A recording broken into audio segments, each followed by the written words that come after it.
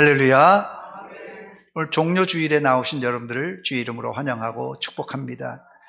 오늘은 예수님께서 십자가에 달리시기 일주일 전에 예루살렘에 들어가신 날을 기념하는 종료주일입니다. 동시에 우리 교회에서는 성찬식을 거행하는 날입니다.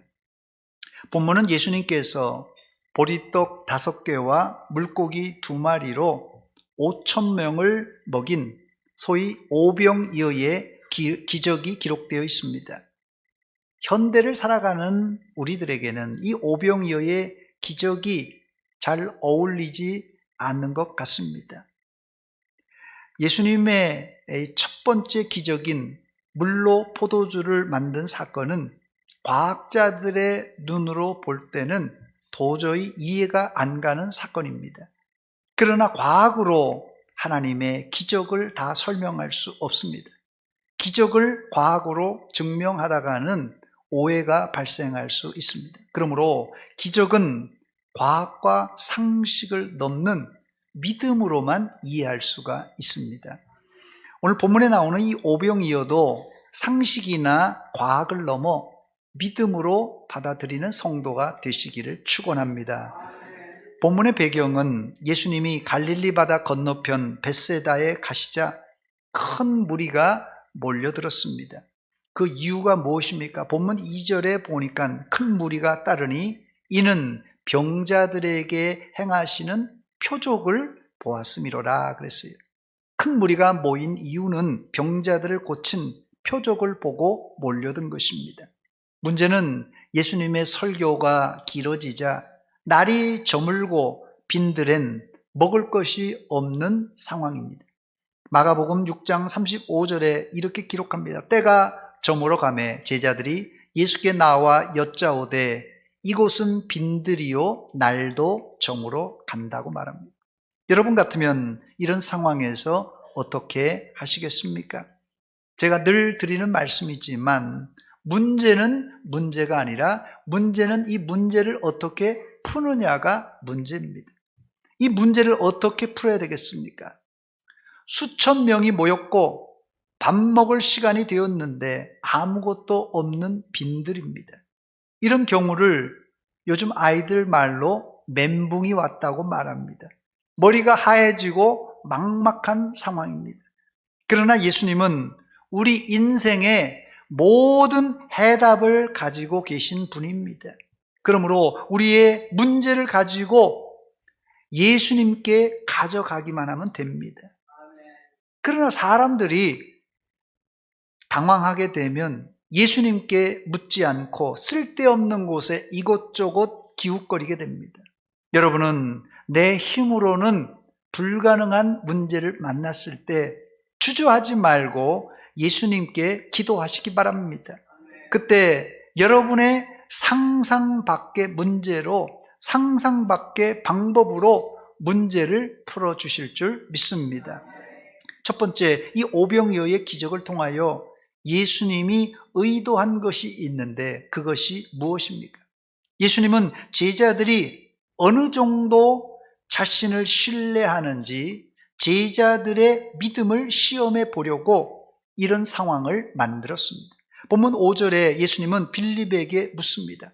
예수께서 눈을 들어 큰 무리가 자기에게로 오는 것을 보시고 빌립에게 이르시되 우리가 어디서 떡을 사서 이 사람들을 먹이겠느냐? 어디서 떡을 사서 이 사람들을 먹이겠느냐?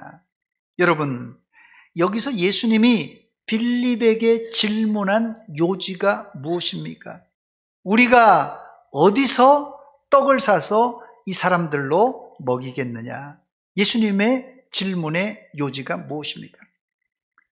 예수님은 이 질문에서 원하시는 중요한 내용이 있는데 예수님의 질문의 요지는 어디서입니다. 어디서?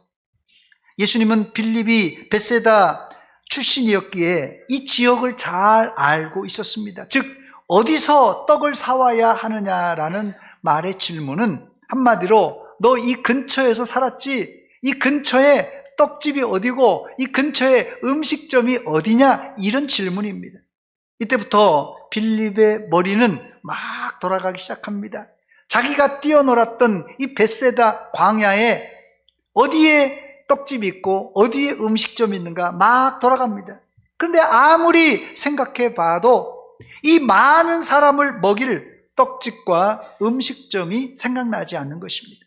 결국 빌립은 예수님께 이런 제안을 합니다. 본문 7절입니다. 빌립이 대답하되 각 사람으로 조금씩 받게 할지라도 200데나리온의 떡이 부족하리이다. 이런 대답을 두고 세상 사람들은 하나를 가르치면 열을 아는 대답이라고 말합니다. 빌립은 지금 예수님이 물어보신 장소를 뛰어넘어 지금 장정만 5,000명, 아이들과 여자를 합치면 좋기 1만 명이 훌쩍 넘는 군중들을 계산에 넣고 그 사람들의 음식값을 계산해 보니 200데나리온의 음식값이 나온 것입니다. 굉장히 지혜로운 사람입니다. 그러나 예수님의 질문에는 빵점짜리 대답입니다. 장소를 이야기하라고 하는데 왜 돈 이야기를 한 것입니까?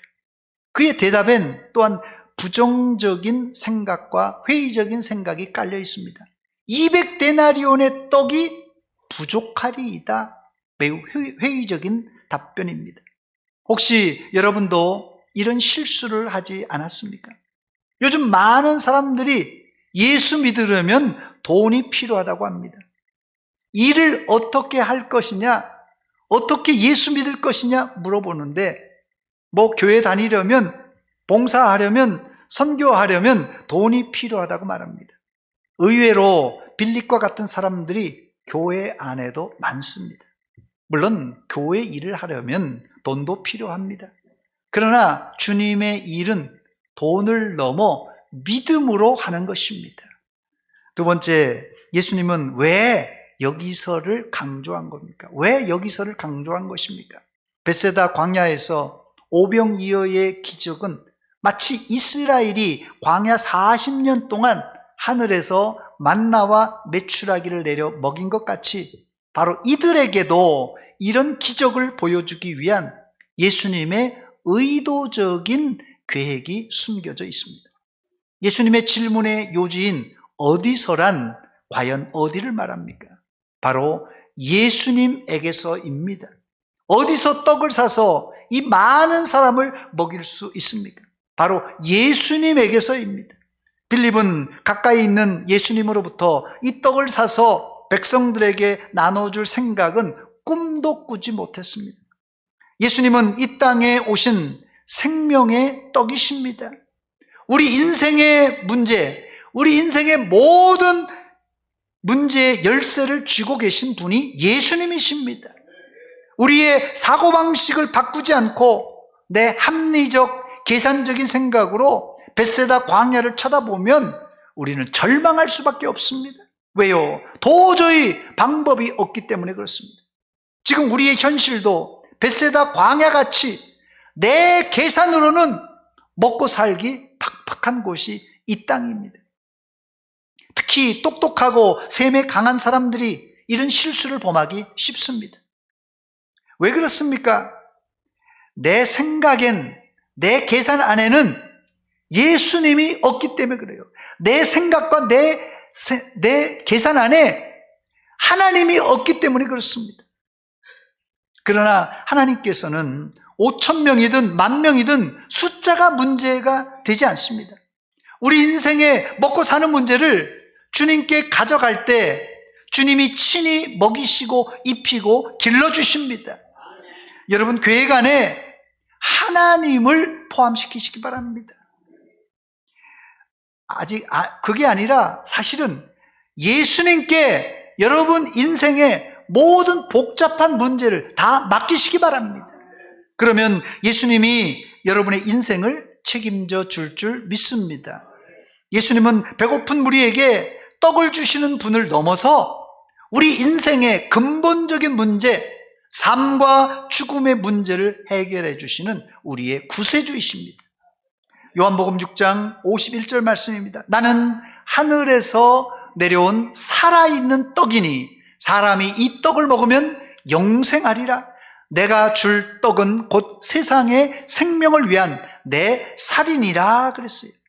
여기 먹는다는 동작은 주님을 우리 마음에 영접한다는 믿음의 상징적인 표현입니다. 또 실제 우리가 성찬식에서 떡을 먹음으로 주님이 내 안에, 내가 주님 안에 있는 신비한 연합을 체험할 수 있습니다.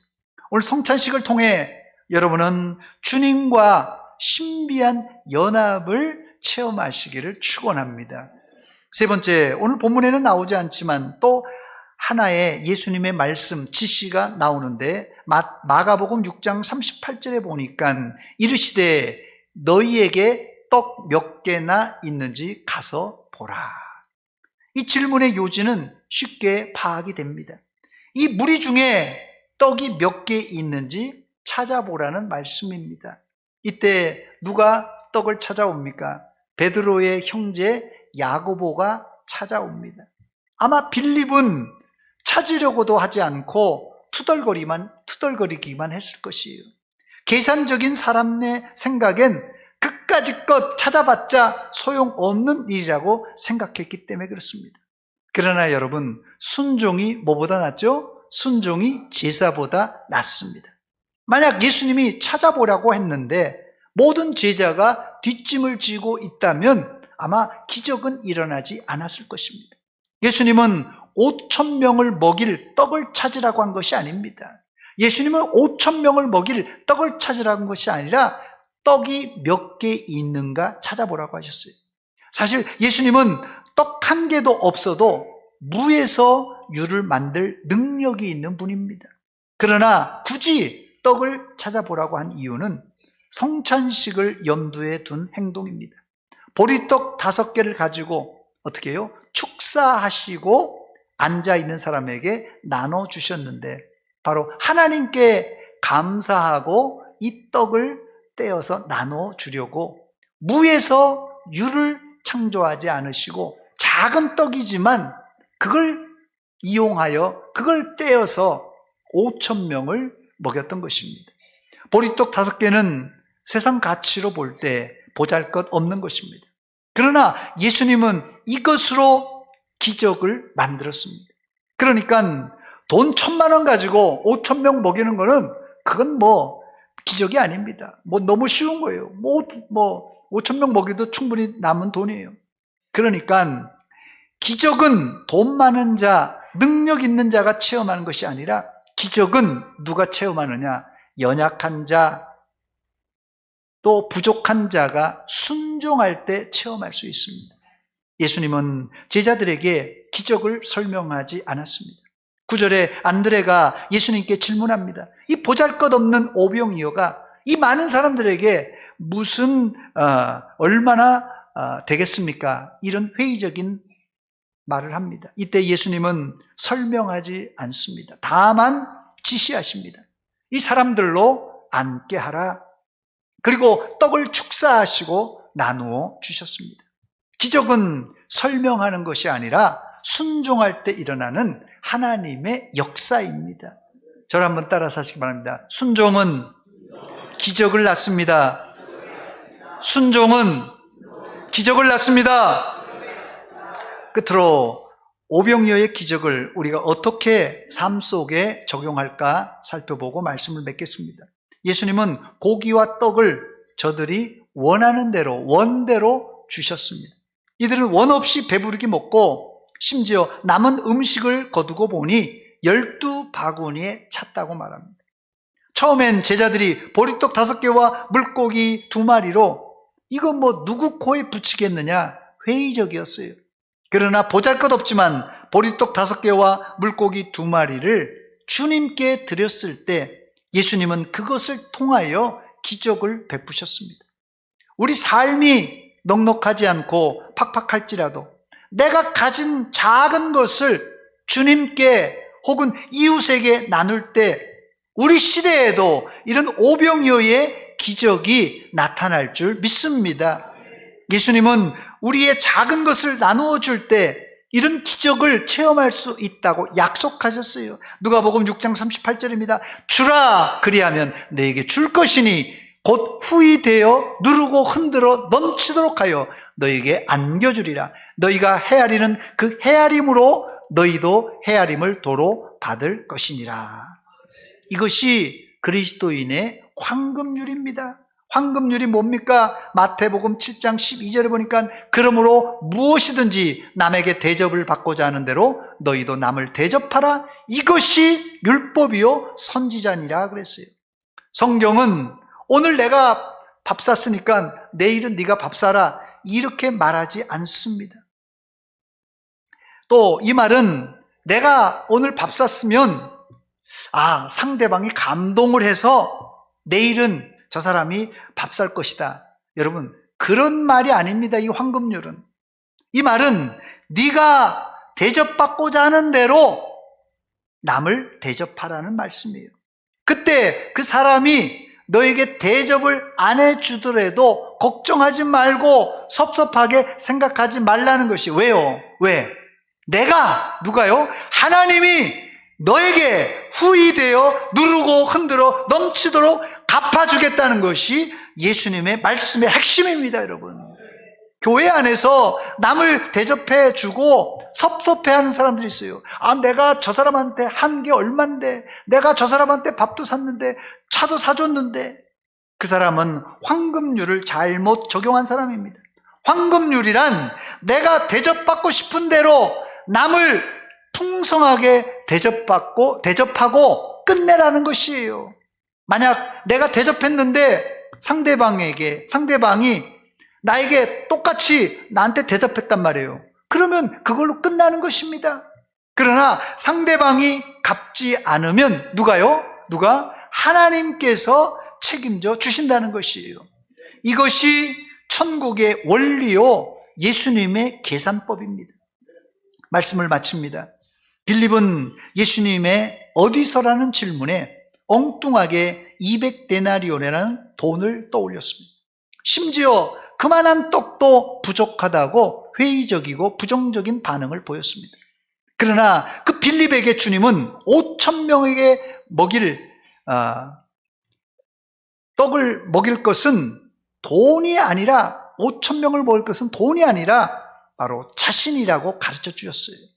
지금도 많은 사람들이 신앙을 계산적으로 생각하는 사람들이 많은데 믿음은 생명의 떡이신 예수님의 살을 먹고 그분과 신비한 연합을 이루는 것입니다. 그때 우리 인생의 먹고 사는 문제뿐만 아니라 인생의 근본적인 문제까지도 해결이 되는 것입니다. 또 주님의 말씀에 순종할 때 우리 입장에서 보면 불가능하지만 기적을 체험하게 된다는 사실입니다. 더 나아가 주님이 가르쳐주신 황금률처럼 남에게 대접받고 싶은 대로 남을 풍성하게 대접하시고 안 갚는다고 서운하게 생각하지 말고 하나님이 후히 누르고 흔들어 넘치도록 채워주실 것을 믿고 기대하시고 기다리시기 바랍니다. 그때 여러분들에게도 여러분의 삶의 현장에도 오병이어의 기적, 바로 이런 기적의 주인공들이 될 줄 믿습니다. 기도하겠습니다. 하나님